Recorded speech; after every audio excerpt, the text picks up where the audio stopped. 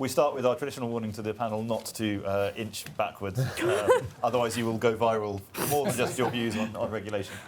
Thank you also very much for coming to the launch of the latest CPS report. Due to Sadiq Khan's ULEZ, the van with the copies of the report did not arrive at 9 o'clock this morning, as it was meant to. So apologies for that. But the report is available online. If anyone wants a copy, we can courier. We can't courier one because I've got. Wait, sorry. But if there will be many copies available at the CPS in about an hour's time. But I'm joined by a really strong panel to discuss this crucial issue. My former colleague and now the Executive Director of the IEA, Tom Clougherty, Camilla Veale, who is the Policy Director at the Startup Coalition, John Penrose MP, who has led the charge on this issue in Parliament, and Dr. Gerard Lyons, who is a senior fellow research fellow at the CPS, but also a very well-respected economist. And the genesis and the report in question, which is called "The Future of Regulation," has my and Tom's names on the cover, but that's a lie. The real heroes of this report are our poor, suffering research team, some of whom are in the room now, who we asked to go through every single impact assessment for every single piece of government legislation over a decade-long period. And this took literally months of their collective time.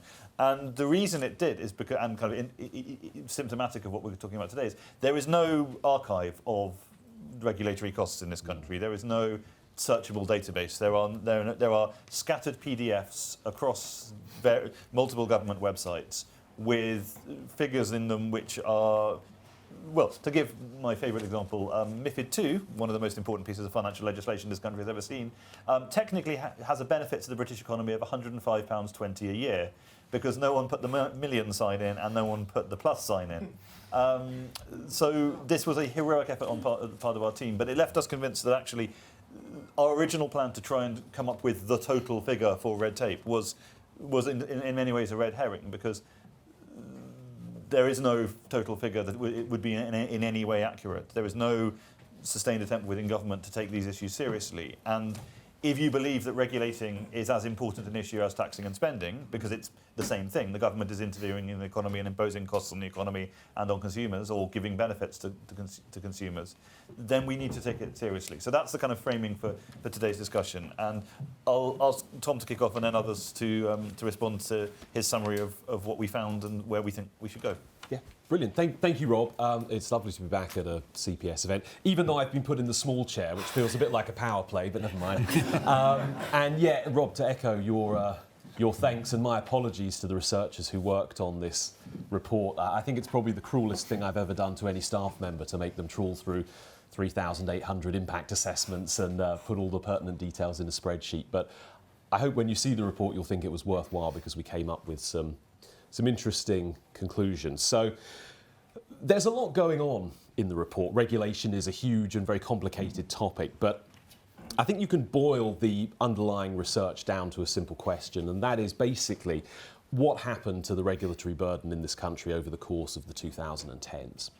And I think if you took government announcements at face value, you might think that we'd gone through a deregulatory decade, because we had a red tape challenge, and we had 1 in, 1 out, and 1 in, 2 out, and for a brief, glorious moment, 1 in, 3 out before we had the business impact target.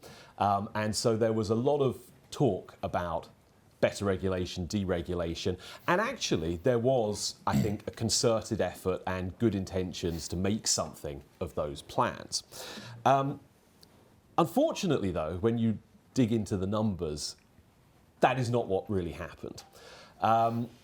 So part of the point of looking at all those impact assessments was to come up with a couple of total regulatory costs for the decade. And one, just looking at gross costs to business, over the course of the decade, the annual burden grew by about 60 billion in gross terms. Now, that was slightly distorted by the impact of introducing auto-enrolment pensions, which accounted for about 25 billion. So if you want to separate that out, and you can say sort of standard regulatory costs, on the government's own figures, looks like about 35 billion a year. Now, by the way, if you're taking the 60 billion figure, that's about equivalent to business rates. So this is not an insubstantial figure. Even at 35%, well, in fact, no, that's, what is it? I think business rates actually is about 30 billion. So you're talking double if you take the 60 billion figure. Still a little bit more than the burden of business rates if you take that lower figure. So that, I think, is the big overall story here. Most of those costs, by the way, we did impose ourselves. There was regulation coming from the European Union throughout that period, and it was significant, but the lion's share of the regulatory burden was domestically produced. And I think that's something that people might be a little bit surprised by. And which also... Just to even on that, there was a promise not to go beyond any EU regulation. And we found 200 legislative assessments where it says, yep, this goes beyond EU regulation. No, absolutely right. And those are gross costs. So they don't take account of the supposed benefits that regulations bring to business as well. And I'm often dubious of those supposed benefits. I'm sure many people in the room are dubious as well. If you take it at face value, though, things do kind of even out a little bit. Nevertheless, over the course of the 2010s, in net terms, you still saw a significant sort of 5-6 billion increase in annual costs to business from regulation.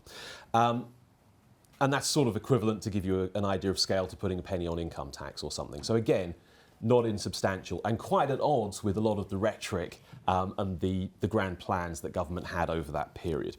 So, obvious question, why does this matter? I think it matters a great deal because it shows that even governments with serious plans who appear to be doing the right things and maybe have the best intentions end up running very fast just to stand still, or in fact to only slide back a little bit. And that, I think, has huge implications for future efforts to improve regulation. So let me just sort of draw three big conclusions. And as I say, there's a lot of detail that I'm happy to get into, but I want to leave lots of time for other people to talk. I think there are three things we have to act on when we think about regulation. The first is that we really need to know our enemy. The state has sort of changed dramatically, the nature of the British state over the course of the last 40 years. The regulatory state, as we know it today, is basically a modern phenomenon. And in large part, it sort of started to take off in the Thatcher years and has snowballed since then. Of course, there was regulation before, but it sort of took a different form, and it was quite archaic in many ways. The modern regulatory state is kind of a new thing, and we just don't really understand it. We don't understand the impact properly of specific regulations. But that's only part of the story. What's really complicated is the way that different regulations interact and how they get layered on top of each other over time. And this is one of the big challenges you face talking about regulation, is it's quite hard to pinpoint the specific regulations that are causing problems. You ask businesses, generally speaking, they don't know, but they do perceive a growing regulatory burden, and they sense that this is inhibiting their prospects. And I think that's absolutely true, but it comes from the cumulative burden and the interaction of lots of different regulations. And that's just something that we haven't got to grips with. And I think it's very hard for anyone outside government to do it. I think government itself needs to do a better job of investigating the kind of regulatory burden that it imposes and how it affects actually not just businesses, but society in general. The second conclusion I draw from this research is that we really need to think about structures. And that sounds quite dry and boring. It would be much more exciting if you could say, these are the top 10 regulations and we're going to get rid of them, or just talk endlessly about slashing red tape. But the fact is, the regulatory state basically runs on autopilot. It's out of control. We have all of these different organisations, we have all of these different regulators. For politicians or just decision makers in general in policy, regulation is seen as kind of costless. One of the points we try to make in the report is that if we've gone from having a state which was predominantly fiscal in terms of all of its activity was taxing and spending, to one which is much more significantly regulatory, they're passing rules and they're controlling behaviour. We've got kind of a mismatch of incentives here because on the tax and spend side, the costs are very clear. You want to spend money, you've got to raise taxes, people don't like that. You have a whole infrastructure within government to keep spending under control, and you have the Chancellor and the Treasury, the most powerful department in Whitehall, who really sort of stakes their reputation and their whole ethos on controlling spending and taxes. For regulation, that just doesn't exist in anything like the same way. And so I think unless we can make regulation no longer costless, unless we can make it more akin to setting fiscal policy, you're still going to have that inevitable ratchet effect over time. And again, the best we're going to manage is to run very fast to stand still. The third point and final point here is that I think we need to think big about regulation, and we need to think radically, and we have to not accept the status quo, because after all, as I said, the modern regulatory state is a pretty new phenomenon. It is not sort of set forever and all time. We can change things, I think, very significantly. If it's grown up over the last 35 years, maybe we can make quite radical changes going forward over the future decades. And ultimately, from a free market perspective, if Brexit was about anything at all, it was about taking a better, more pro-growth, more permissive of innovation approach to regulation. And I think we've failed completely to do that so far. And I think that basically is just because we've been thinking too small, effectively. We're thinking just at the margin about this regulation and that regulation. We're not trying to rethink our whole approach to regulation. And that, I think, is what we need to do over the years ahead.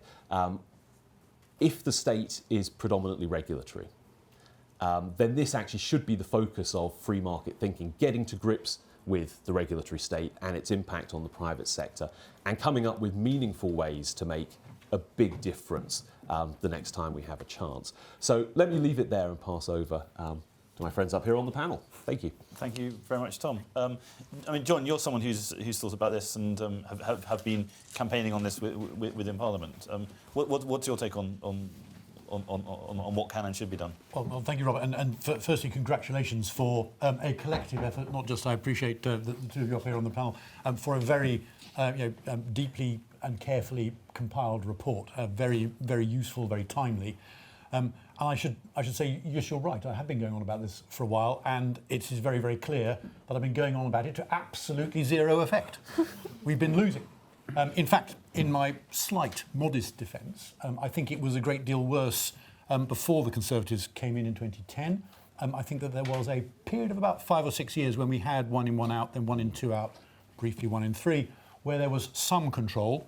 And then with the change of leadership in number 10, Sir Humphrey sidled up to Theresa May and said, we have a far better solution, Prime Minister, there's a much better. And they basically defanged and declawed the entire process, and basically the taps have been turned full on ever since.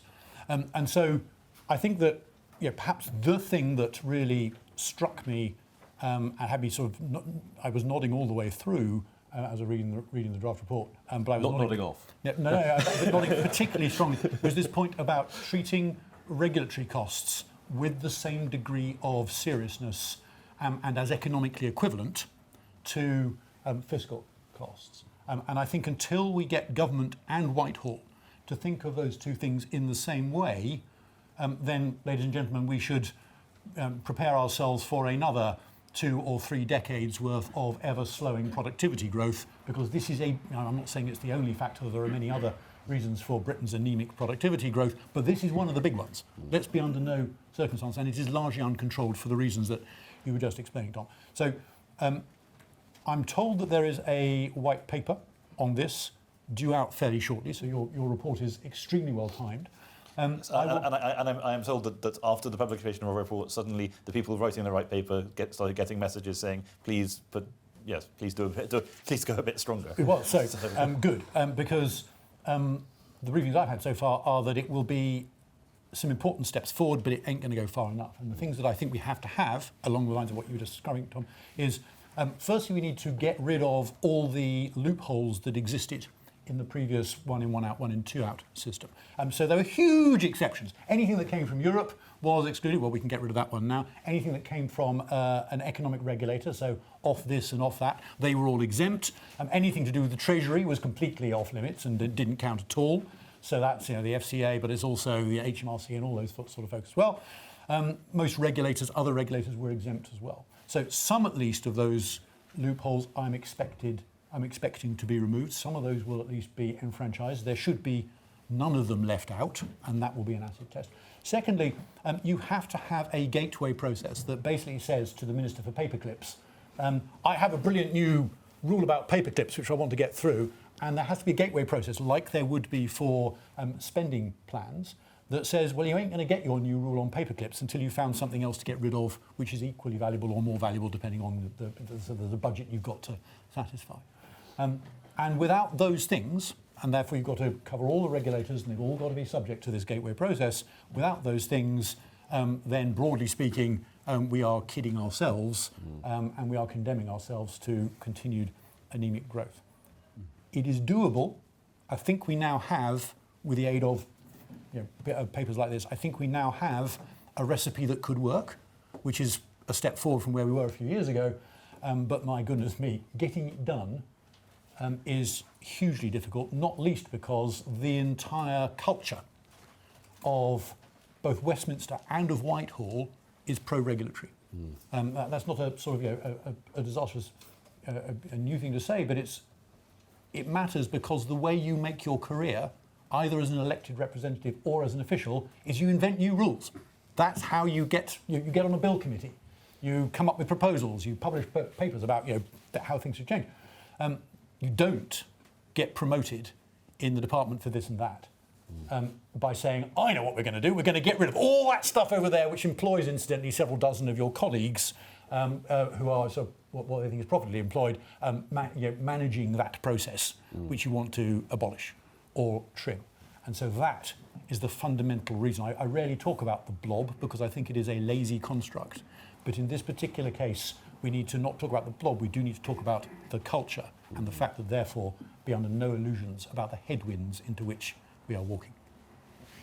Yes, and I think, Camilla asked you to come in on the sort of business experience, but just to echo that, one of the things which has struck me since writing this report has been how much you suddenly notice this when you suddenly notice that we are now, everyone with a single chicken in their back garden now needs to notify DEFRA of that they and be added to the National Poultry Registry.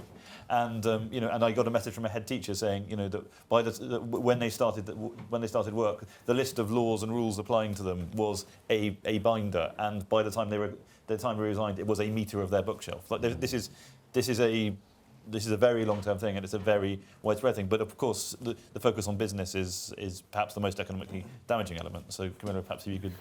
Right. Well, Tom, thank you so much for the report. I really enjoyed reading it, particularly the bit where you were talking about impact assessments, because I came to Startup Coalition when we were working on the Online Safety Bill, now Act.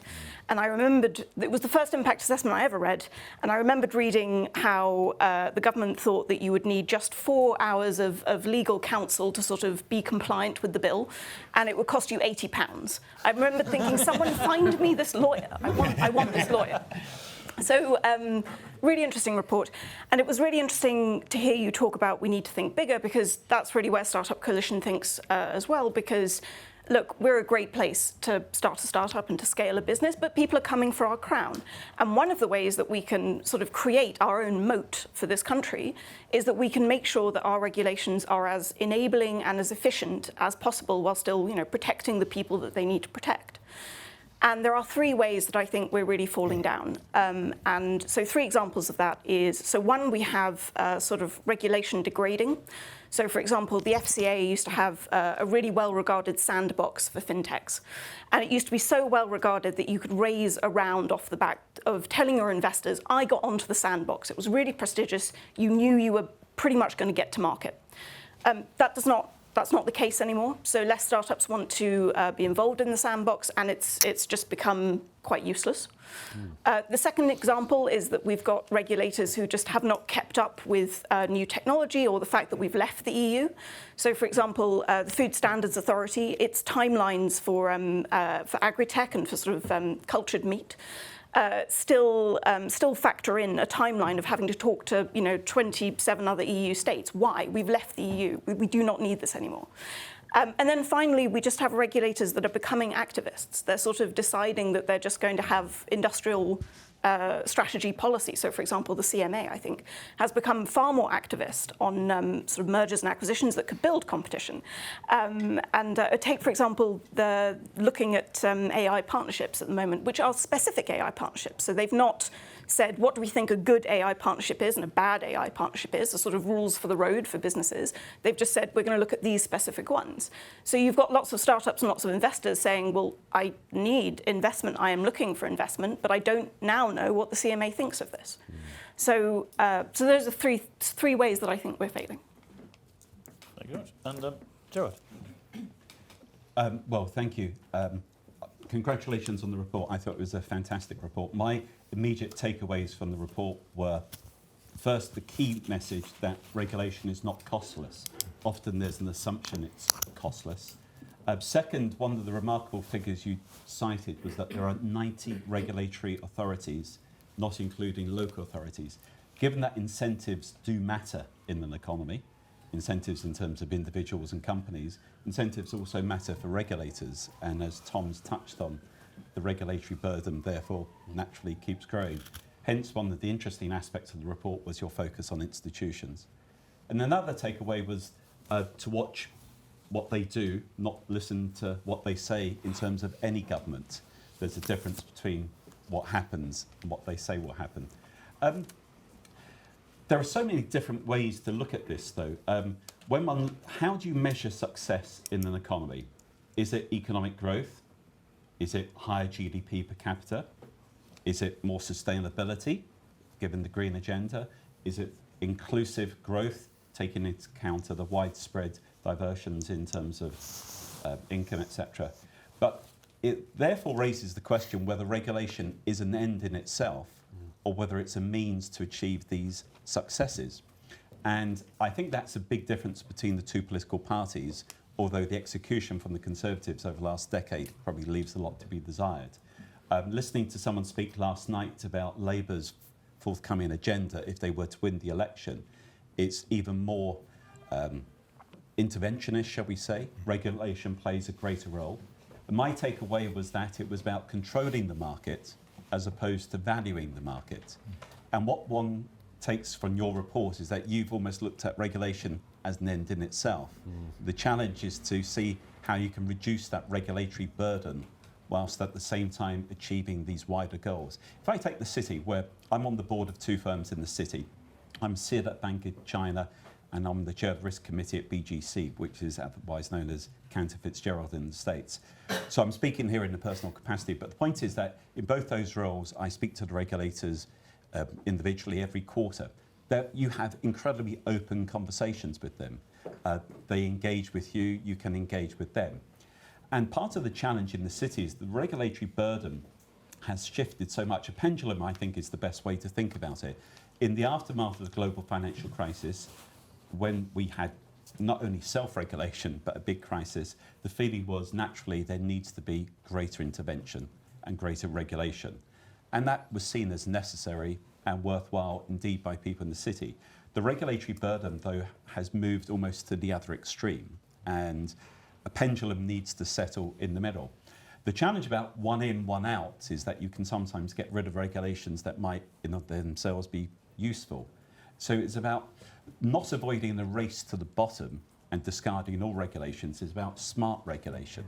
And that's the real challenge about how you actually determine that is the case. In the city, this government, I think, went from a period of benign neglect to a really good approach, which is engagement. We've had a whole succession of really constructive reviews, Hills, Austin, Khalifa. But then on top of that, we've almost had fatigue setting in terms of the city. Earlier this year, the figure I saw quoted was that we currently have 130 live consultations about regulations and the approach in the city. And there's only so much you can actually give of your time. So I think there's a willingness to actually engage from the regulators, but the danger is that you're incentivized from a regulatory perspective to keep on going. I think it was good that Rishi, when he was Chancellor, proposed having an interventionist approach where the government would be able to intervene. He was going to put this at the committee stage, I think, of the Financial Services Markets Bill, but it got dropped. If there was a wider public interest or a wider objective, then you should be able to intervene. And I think it would be good to revisit that. You obviously don't want to compromise the independence of regulators, but at the same time, one of the things from the Hills report, which was really good, was that you need to have a competitiveness objective. The challenge, if you look at this from a regulatory side, is that if you have too many objectives, you lose out. So the point is that there is now a good dialogue in the city, but we do need to get that pendulum, I would say, more, shall we say, more balanced, having gone from what was too light and accepting that some regulation in itself is very positive, to the fact that we can see and we have seen the regulatory burden probably move too far. There's probably lots more to say, but leave it there. But I think the point that you raise is the important role that regulation can play and the cost of regulation in itself and the need to face up to that. Thank you, Gerard. And just yet another indication of what we've been saying. You praised the list we put together of regulators. We put together that list of regulators. There is no official comprehensive list of all of the regulatory bodies in the United Kingdom. Just as there is only one department, DEFRA, which has a full audit of all the regulations it has actually imposed on the economy. So it really, it's not just about the flow. It's about the stock. So I'm going to open it up to questions as soon as I can. But one question sort of springing off from what Gerard was saying, what do the panel expect the approach to be under Labour? Do you think that they get this? And also, what are the other countries that do this well or badly? Or are there people we can learn from on this? I mean, in whatever order. I mean, Tom, do you want to kick us off? Oh, go ahead. I was going to say people we can learn from. It's cliche, but I'm going to say it. Singapore. So we have startups recently who have been through a Singaporean novel foods. I'm going back to novel foods. I'm sorry, 2 examples in the same panel. But they did novel foods via the Singapore's version of the Food Standards Authority, which is based on the UK regulation, and then they also tried to go through the UK regulator. And for Singapore, within 2 weeks, they got an answer. They had a named sort of caseworker that they could refer back to at all times. They knew at all times where they were in the process. They knew what was coming next. They knew at the very beginning what they would need to give the regulator. Whereas the Food Standards Authority, they never knew where they were in the process. They didn't know who they could contact. They didn't know what they had to give the regulator. So the regulator would keep on coming back sort of every sort of couple of months and being like, actually, could you give me this information? So it was fascinating to hear this because it was a regulator that was sort of based on the same idea, but they had a totally different approach. And that's why listening to you talk about smart regulation was interesting, because I think sometimes for startups, it's not so much a particular regulation, it's the way the regulator treats you, it's the priority the regulator gives you, and it's the sort of culture almost of the regulator that is just like not that fussed about innovation or doing things differently. So sometimes I think the business example is trying to work through that rather than necessarily a regulation. I mean, when we were doing work on investment, we found that when people came into the French to see the French ministers to say, we're thinking of investing in your country, the ministers would have the regulators in the room to say, and you will deliver for this investor, won't you? And the regulators would go, yes, sir, yes, of course, which would be utterly anathema in the UK. Yeah. And on the international examples point, I mean, I think it's worth saying that we're not discussing a specifically British problem. Actually, I think this is a common challenge pretty much in all developed countries. We've all developed these kind of welfare regulatory states. None of us really understand them and the impact that they have.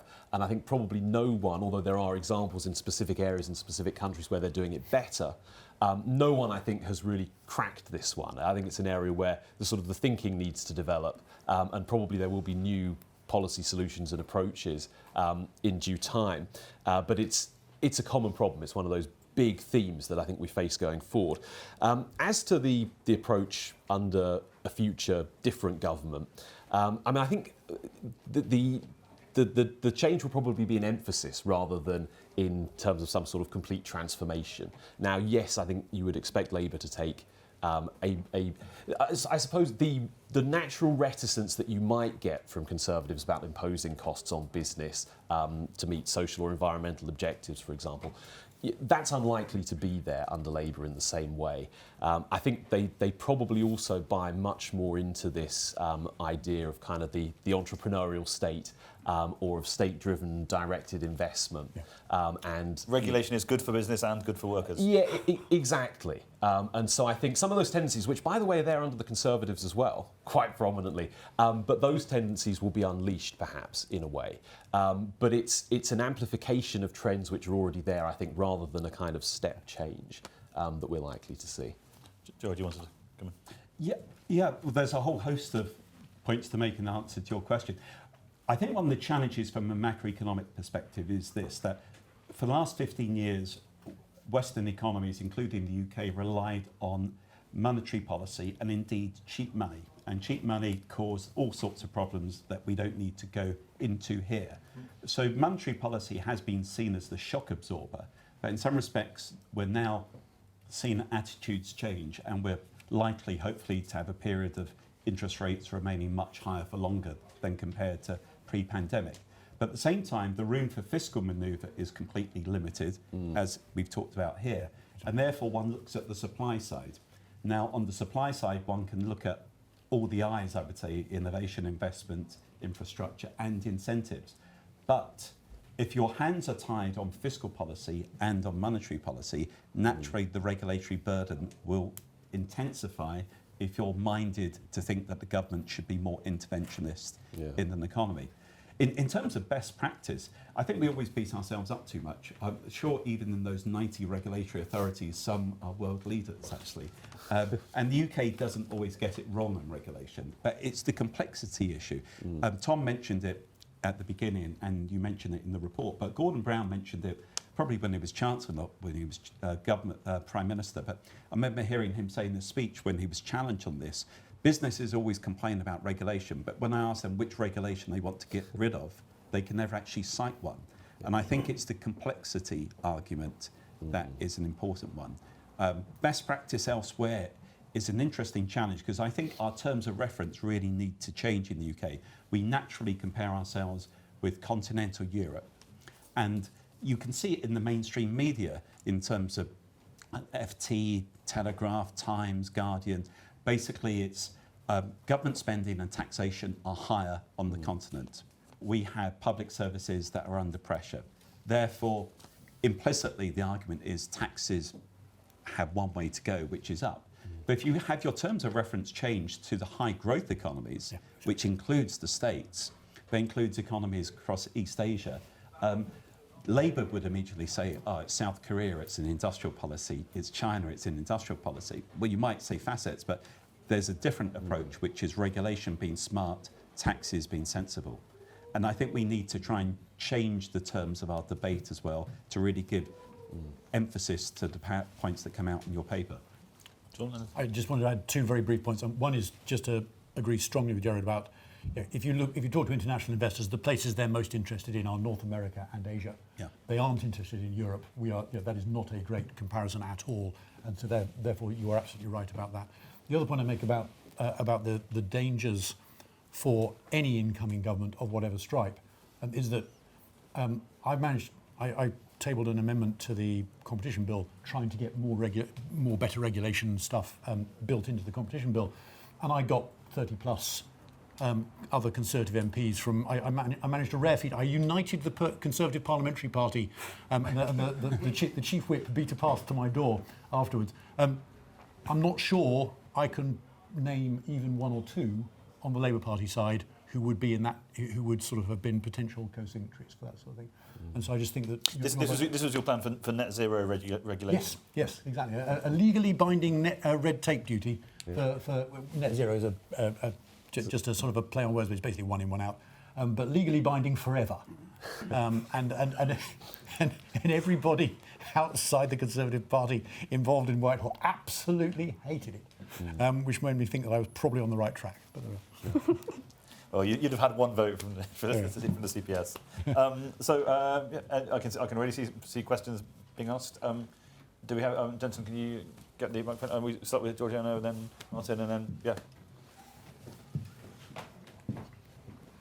Hello. Hi.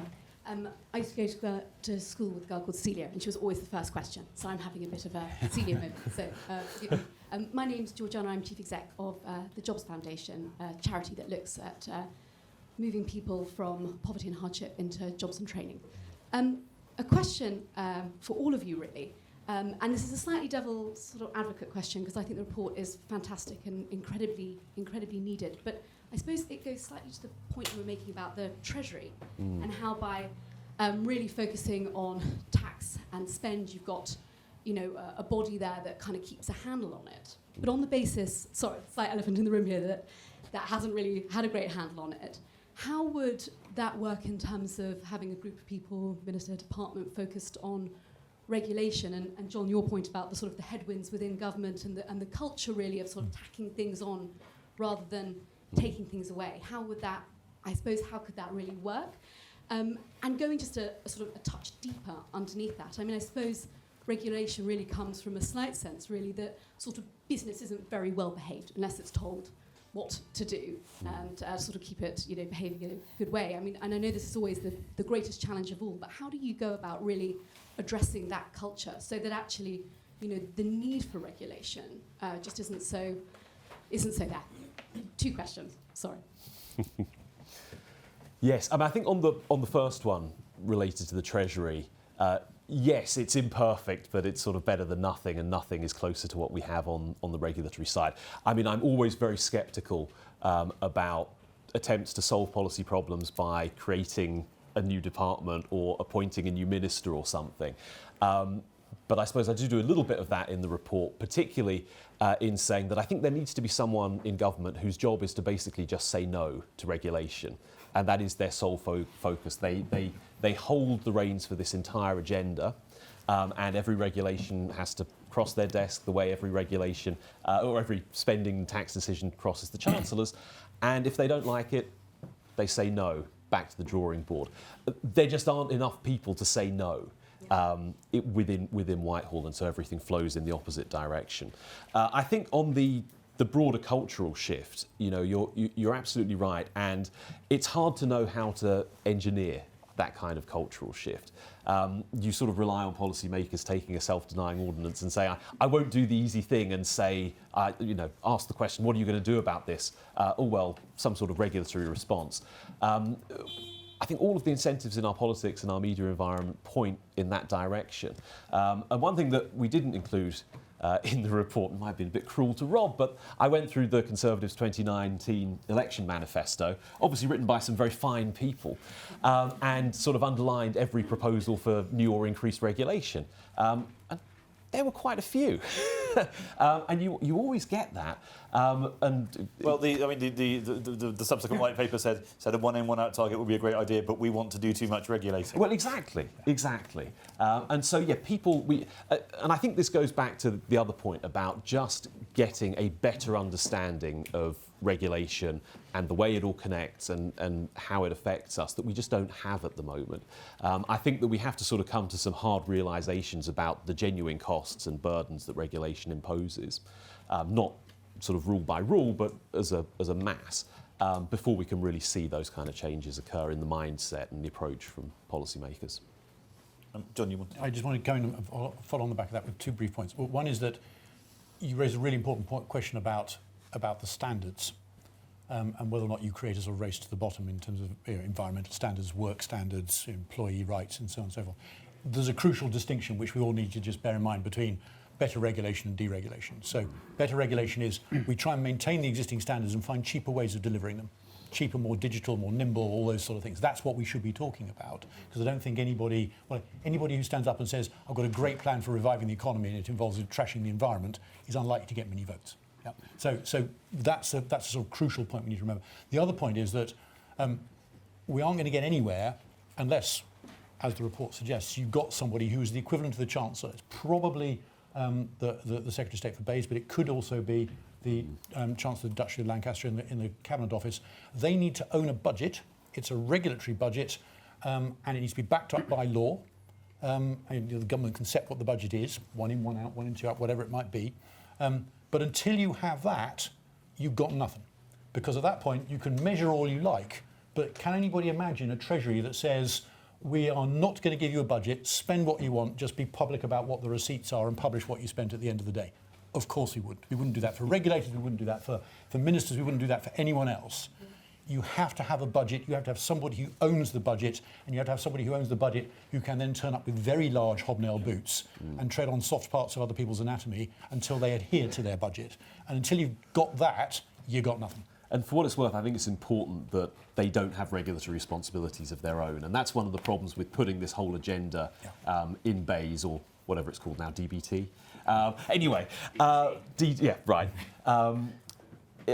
And they have huge regulatory responsibilities and growing regulatory responsibilities, and so they're sort of poacher and gamekeeper combined. So does the Chancellor. They spend as well as prevent spending. So I'm less fussed about that.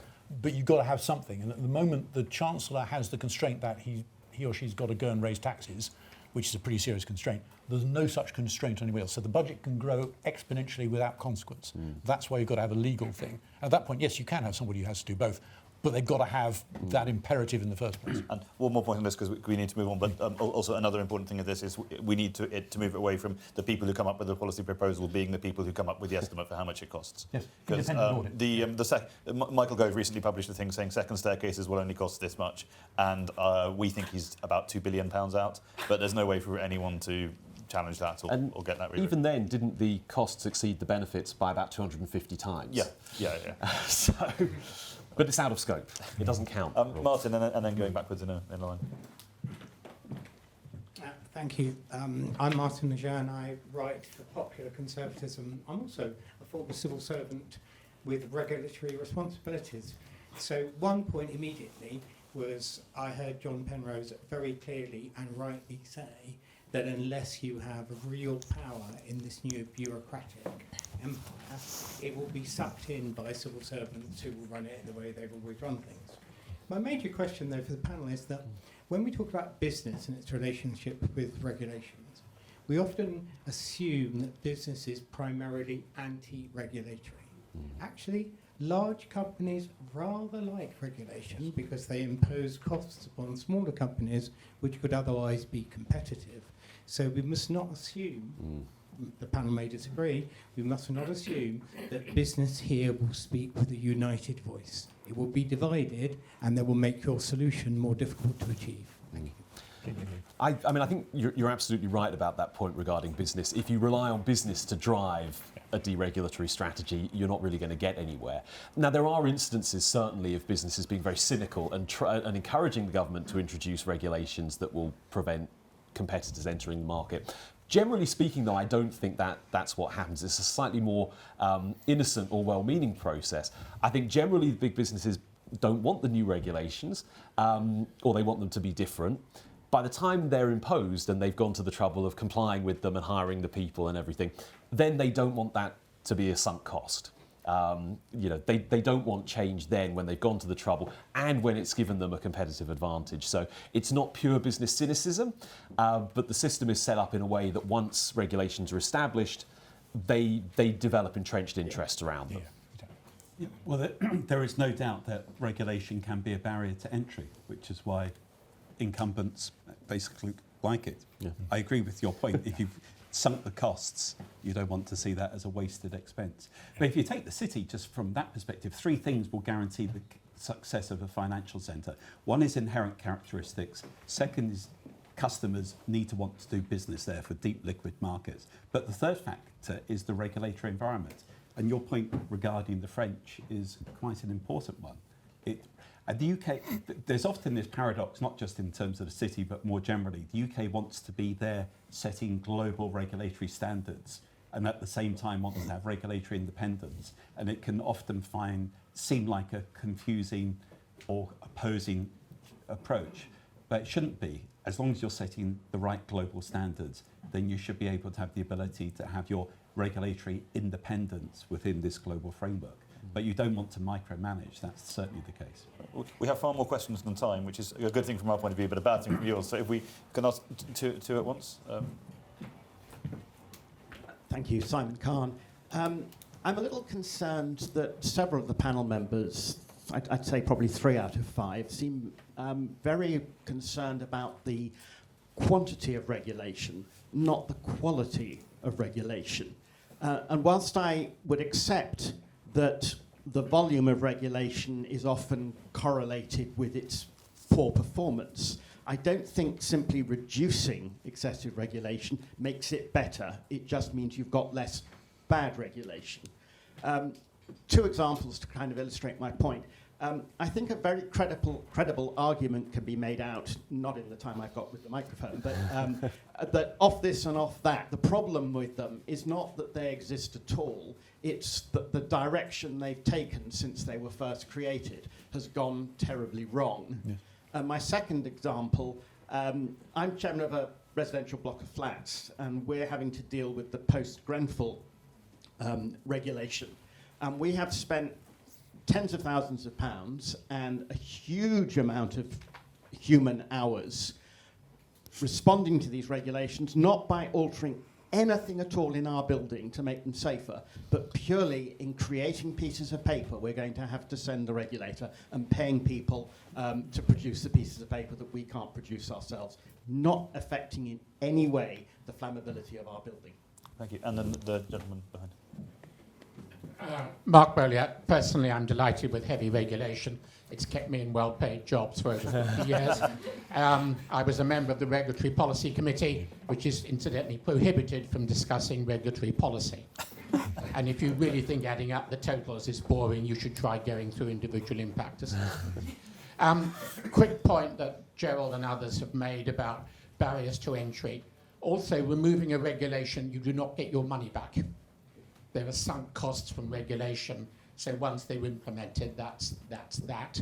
From my perspective, a key thing is the accountability of regulators. They are not accountable in reality, and it needs something far better than what we've got, whether it's a Commons and Lords Committee or something that's backed up by staff on the lines of the PAC and the NAO. And a final point, the company I currently chair, Link, we runs the cash dispenser network. If you remember cash, anybody? We have 3 regulators who don't always agree with each other. The bulk of financial regulation is now informal. It goes nowhere near anybody else. It is information request, it's guidance, it's nods and winks. So we have to deal with that informal regulation as well. Thanks. Would anyone like to, Camilla, any thoughts on that, since I didn't give you a chance last time? No, regulators often ask me how do we make things better for startups, and one of the things I often find myself saying to them is, you're dealing with someone like typically a founder who's doing pretty much every job in the startup. You're not dealing with a department like a big company that has a regulatory department that sits around and really talks your lingo. These, have a big red button on your site that says, how do I demonstrate compliance? Click here. And so, I would agree. I think a lot of times it's about being very clear how you can be compliant. One of the problems I think a lot of founders have is that they don't really understand what the regulator is really asking of them. And so then they have to pay for incredible legal advice that errs on the sort of conservative side anyway and says, well, maybe you shouldn't really be doing this because we don't quite know how the regulator will think about it. So then you just end up having regulations, but people don't actually get to do good things with them. So, I would agree. And anyone else want to come in on either of those questions? Just on the accountability point, Mark, I completely agree with you, and we've got quite a lot in the report to that effect, and that is a very important issue. You mentioned the OFs, the various regulators. I think it's important to remember that when these bodies were introduced, they were meant to introduce competition, more and more competition in their markets, and gradually wind themselves up. Well, that hasn't really worked out, has it? They've become permanent, seemingly permanent institutions. That was my point. And it's an important one, and I think there's actually a useful underlying point there as well, which is that competition is the best regulator, and John's very good on this. And I think maybe that's one of the mindset changes that we need, that regulation shouldn't be about controlling business practices. It should be about introducing more and more competition so that the market can regulate itself better to the extent that that's possible. And on the quantity versus quality point, John or Gerard? I just say it's about cost, not about quantity. Otherwise, I can get rid of the Witchcraft Act and it counts as one out. And when I last looked, it wasn't imposing many burdens on anybody in this room. So it's about cost, you're absolutely right. And that really is a crucial distinction. And on the point about the RPC ought to be absolutely central. And the problem with it is that at the moment it doesn't have a chance. So it needs to be properly independent from government, so it can disagree and say that particular impact assessment is full of holes and is fantasy and make-believe, go back and try again. And until you do, you ain't going to move this piece of regulation forward. It doesn't matter if you're a regulator or a minister. So they need to have the same heft as an independence as something like the NAO, and they need to cover everything that government is currently imposing regulations on. And that's a light year away from where they have been. I was going to say, in addition to the NAO and the points you've made, I don't think you mentioned in your paper about the role of the courts directly, which is an important one. Not that I just want to talk about financial services. For instance, Barney Reynolds in the City has argued that the way to challenge regulation is to have he's a prominent lawyer, is to have closed-door court sessions, as you do in the States. So the role of the courts is seen by some people, but it might not be applicable. And coming back to the front row question, it might not be costless for smaller firms. The FSB, Federation of Small Businesses, might be able to collectively interact. Yes. But that's another area that needs to be brought into the debate, I think. Thank you. And we have probably time for 2 more questions from the from this side of the room. The hand at the back, and then the. Or maybe if we take all 3, just to. Yes. So the gentleman there, then at the back, and then. I'm Jacob from Whitestone Insight, and we're a research consultancy.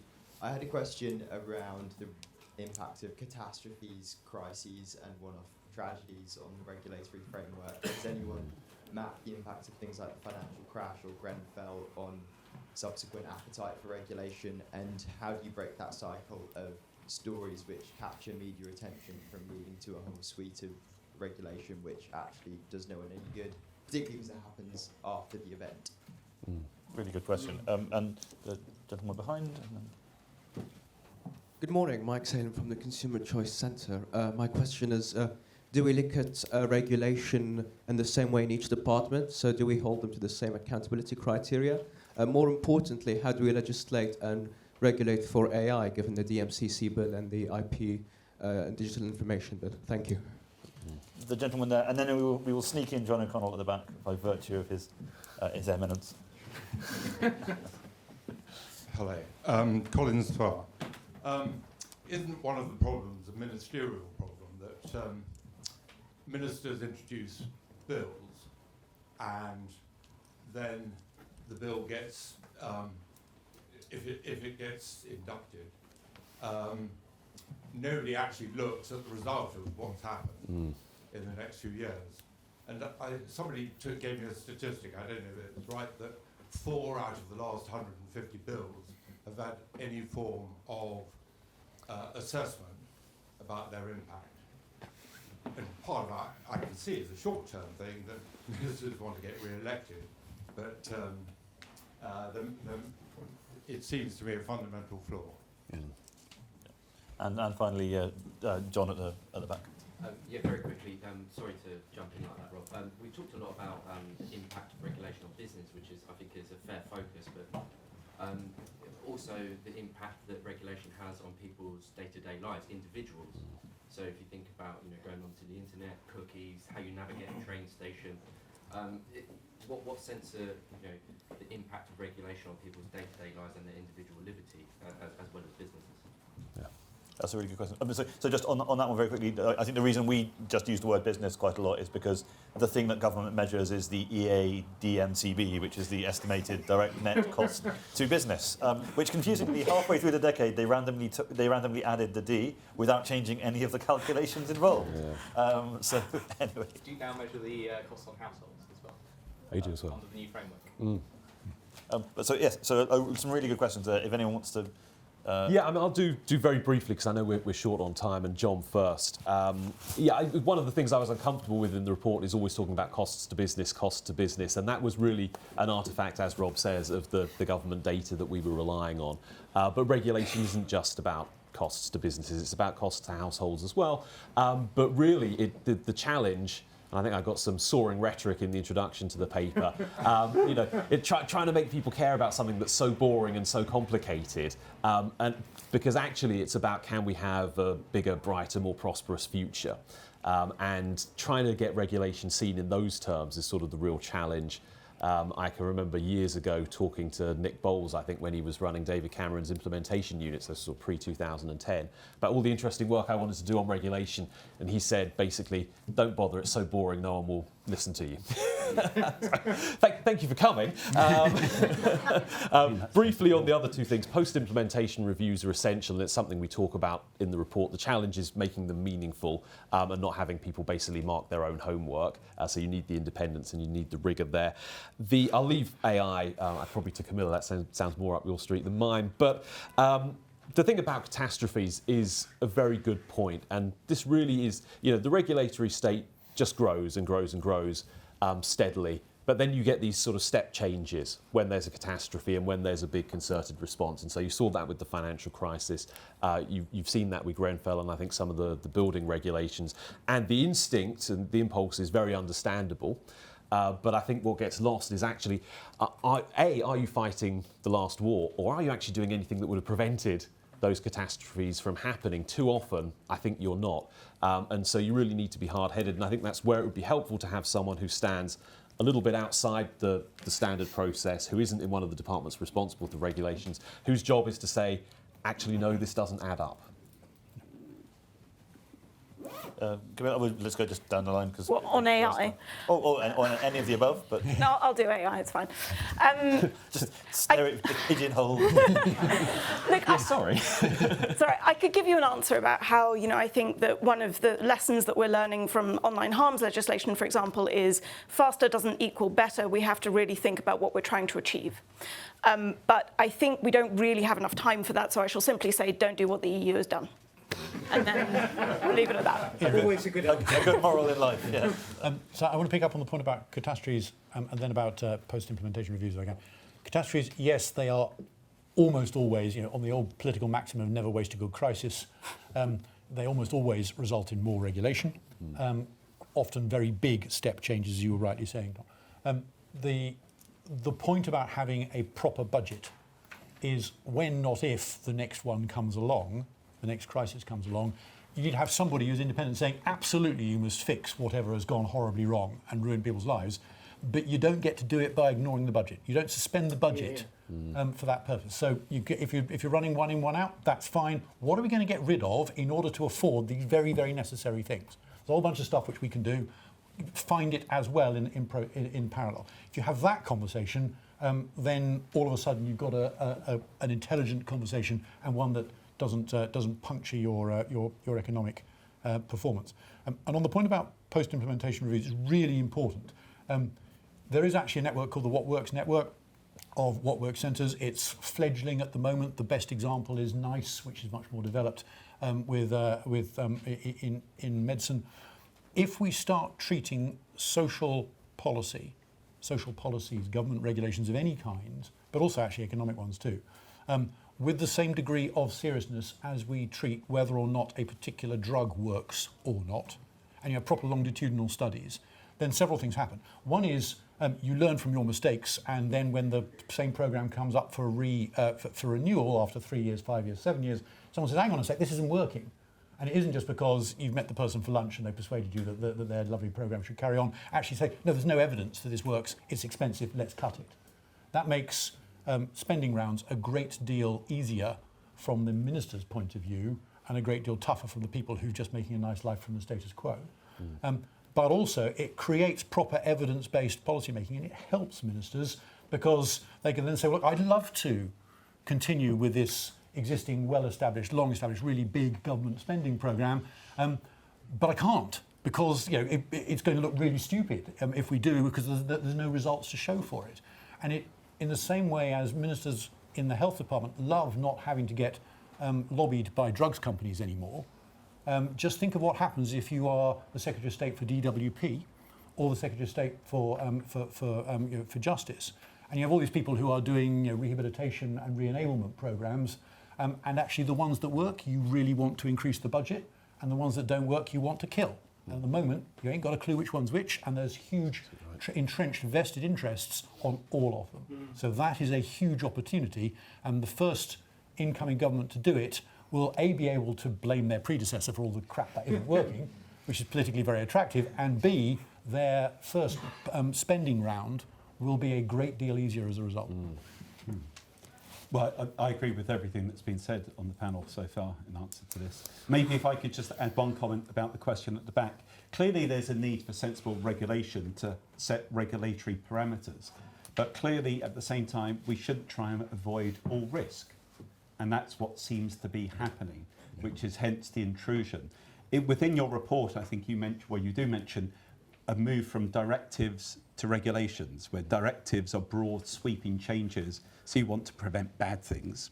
But that's being substituted by regulatory intrusion, where you've really had micromanaging of people's lives. And at the end of the day, we need to trust people. And clearly we want sensible regulation, but we need to allow people to go about doing things in whichever way they want to do. And I feel in the adversarial political world in the States, maybe we're seeing in the UK, there's too much intrusion where people think everyone should behave in the same way. And I think we need to push back against that. And if that's the route that regulation goes, then regulation becomes a big political as well as an economic and social issue. Well, thank you, Gerard, and thank you to our panel for spending slightly more than an hour trying to make people care about something so boring and so complicated, and hopefully doing a very good job of it. So thank you all for coming, and thank you very much to our speakers today.